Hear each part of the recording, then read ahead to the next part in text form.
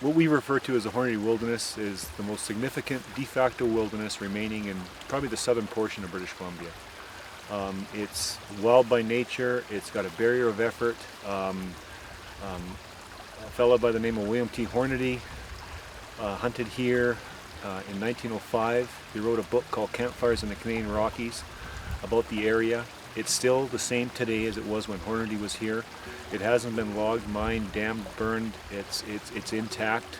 There's no land tenures back here. There's no industry of any sort. It is true wilderness. It's roadless. It's approximately about 50,000 hectares in size, I think, is give or take.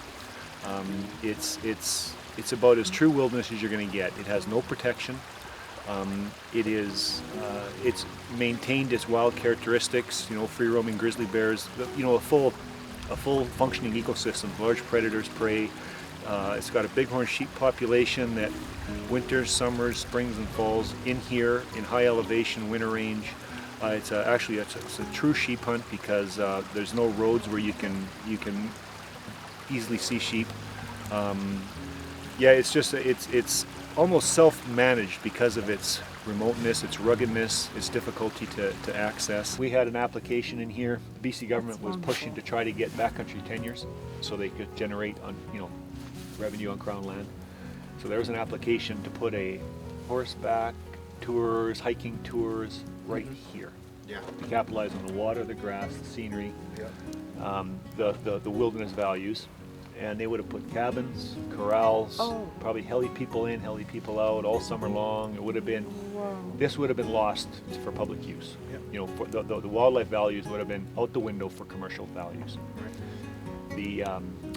The lands branch, at the time that's what they were called, received more letters of opposition, because it's a public review period, received more letters in opposition than any other tenure application they had had to that point. And the Forest Service at the time, a regional manager, actually wrote a letter, and most of these bureaucrats tend to be a little bit, they want to stay out of the fray, Yeah. But he wrote that Bruley Creek is the most significant de facto wilderness remaining in the Rocky Mountain Forest District, therefore we deny this application. And when he puts a stamp on it, it's denied. So we sent them packing. I think the biggest fear is that it would be naive to think that things won't change going forward as populations increase, as industry changes.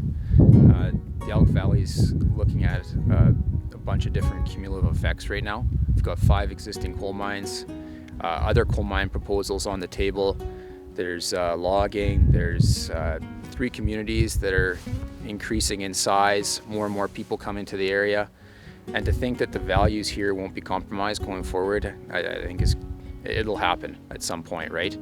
And one of the biggest things I think is the encroachment on the periphery of this area. Like the fact that it's wild is because there's a buffer zone all the way around it and it's hard to get to. But as we whittle away on the outsides, this little area is going to feel more and more pressure, right? There's logging here. Only 5 kilometers as a crow flies to the west are huge cut blocks, right? So if you were looking from a bird's eye view down on this place, it would look like a little oasis of green. So yeah, there's pressures here. It's just when you're standing here, you can't see them.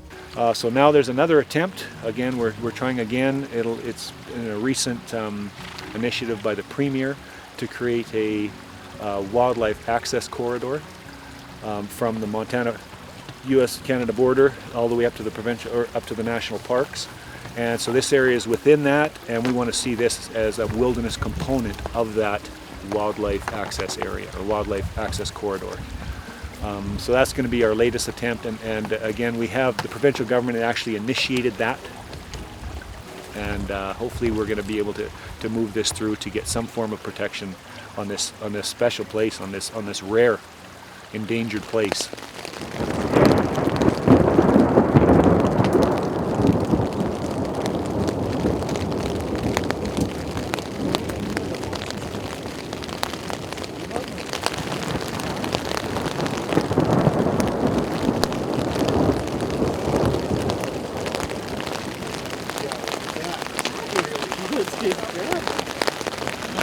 Yes, yeah, no, bikini guy, eh?